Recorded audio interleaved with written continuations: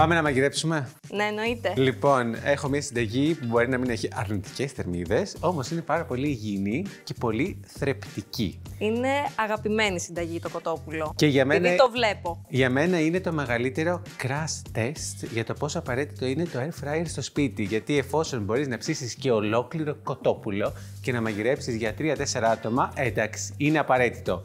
Λοιπόν, θα ξεκινήσω από το κοτόπουλο. Για αυτή τη φανταστική συνταγή θα χρησιμοποιήσουμε ολόκληρο κοτόπουλο μη μήκος. Και τι να πρωτοπούμε τώρα για αυτό το κοτόπουλο, όλοι το ξέρετε και ξέρετε ότι το βρίσκεται μόνο συσκευασμένο για να προστατεύεται η υψηλή του ποιότητα από επιμολύνσεις μέχρι να το χρησιμοποιήσετε. Η πλούσια γεύση του λοιπόν, γιατί αυτό το κοτόπουλο είναι ταϊσμένο με 100% φυτικές τροφές, με βιταμίνες και ιχνοστοιχεία, η φρεσκάδα του και βέβαια η υγιεινή και η ασφάλεια που προσφέρει το κάνουν να ξεχωρίζει. Και τι χρειάζεται το κοτόπουλό μας? Χρειάζεται ένα ωραίο ντύσιμο, μια πολύ ωραία μαρινάδα. Θα πάρω λοιπόν εδώ το μπολ και ξεκινάω τη βάση μου ελαιόλαδο. Θα προσθέσω το χυμό από ένα λεμόνι, θυμάρι, ρίγανη, πάπρικα, δηλαδή κόκκινο γλυκό πιπέρι. Θα βάλω και σκόρδο, σκόνη σκόρδο και θα βάλω και πιπέρι με κουρκουμά. Είναι μίξ. Αυτό μυρίζει καταπληκτικά. Καπνιστό αλάτι Salt Odyssey. Καπνίζεται φυσικά σε ξύλα οξιάς για 140 ώρες. Μέλι. Ανακατεύω.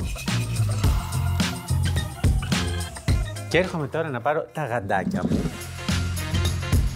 Παίρνω λοιπόν το ολόκληρο κοτόπουλο και έρχομαι να το περάσω στη μαρινάδα.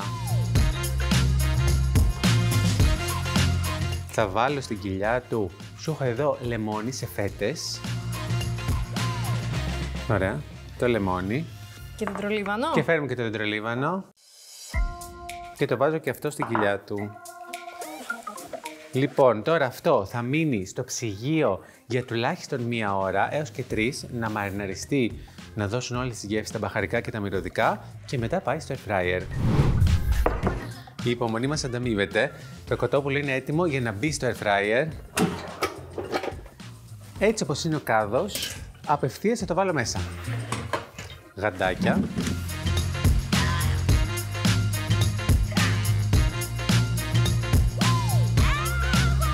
Περιχύνω με την υπόλοιπη μαρινάδα. Ψήνω στους 160 για 45 λεπτά με την κοιλιά πάνω, που είναι και το μυστικό για να είναι ζουμερό το κοτόπουλο, και μετά το γυρίζω από την άλλη και ψήνω για άλλα 15 με 20 λεπτά.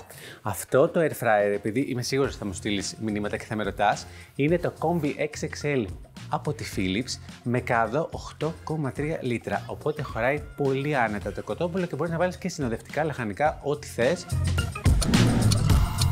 Και πάμε να προετοιμάσουμε το συνοδευτικό μας, τα λαχανικά. Λοιπόν, δεν σου έκανα πατάτες αυτή τη φορά. Ήμουν λίγο πιο fancy, σελινόριζα, γλυκοπατάτα και πιπεριά. Και επειδή είμαι και πολύ γκατζετάκιας, θα σου δείξω αυτό εδώ το τέλειο γκατζετάκι που έχω βρει στη Philips, που είναι για να κάνεις σουβλάκια ή καλαμάκια, δεν ξέρω πώς τα λένε σε κάθε περιοχή, σουβλάκια. Τέλειο. Μπορείς να κάνεις εννοείται κοτόπουλο, ό,τι θες. Εγώ θα κάνω λαχανικών. Πάω να ετοιμάσω τα λαχανικά μου, τα έχω κόψει σε κυβάκια. Και θα έρθω εδώ τώρα να φτιάξω τη μαρινάδα. Θα βάλω ελαιόλαδο, χυμό από μισό λεμόνι, πάπρικα, αλάτι και το πιπέρι. Πιπέρι με κουρκουμά. Με κουρκουμά. Και θα έρθω τώρα να βάλω μέσα τα λαχανικά μου. Θα βάλω γλυκοπατάτα, την γλυκοπατάτα. Πόσα πράγματα ξέρεις για τις γλυκοπατάτες? Τώρα θα σε ελέγξω. Κοίτα, δεν ξέρω και πάρα πολλά. Οι γλυκοπατάτες βελτιώνουν τη γαστρεντερική υγεία, έχουν αντιοξειδωτικά, βοηθούν στη ρύθμιση του σωματικού βάρους, ενισχύουν την υγεία των μαλλιών και του δέρματος. Πόσα πράγματα έχουν οι γλυκοπατάτες. Πρέπει να τις εντάξουμε όλες στη διατροφή μας. Είναι λίγο πιο γλυκές και λίγο πιο μαλακές στο ψήσιμο. Λοιπόν, έρχομαι να ανακατέψω όλα τα υλικά μου. Και έρχομαι τώρα εδώ να φτιάξω τα σουβλάκια καλαμάκια, όπως θέλουμε να τα πούμε. Θα βάλω ένα λάξ σελινόριζα, γλυκό πατάτα και πιπεριά κόκκινη.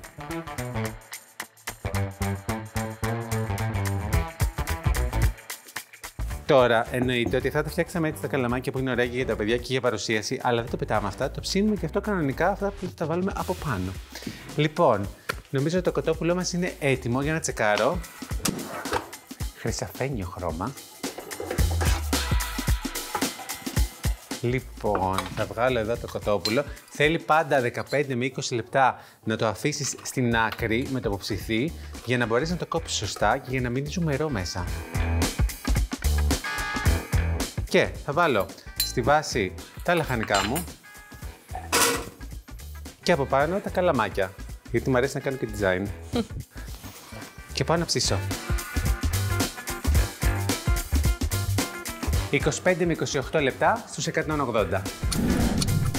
Νομίζω είναι όλα έτοιμα. Πάω να τσεκάρω και τα λαχανικά μου.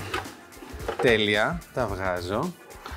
Και θα σερβίρω. Στο κέντρο θα βάλω το κοτόπουλο. Σκίζουν και από εμφάνιση. Ναι, είναι τέλεια. Και χρώμα. Και φαντασία.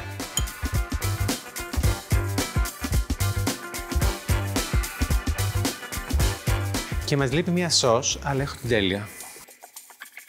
Μαγιονάτα καλαμάτα Παπαδημητρίου, νέα σάλτσα μαγιονέζας με πολύ χαμηλότερα λιπαρά από την κλασική μαγιονέζα, χωρίς αυγό, άρα vegan και νηστίσιμη, με όλη όμως τη γεύση της κλασικής μαγιονέζας. Βάζω και τις πίτες που έχω ψήσει λιγάκι.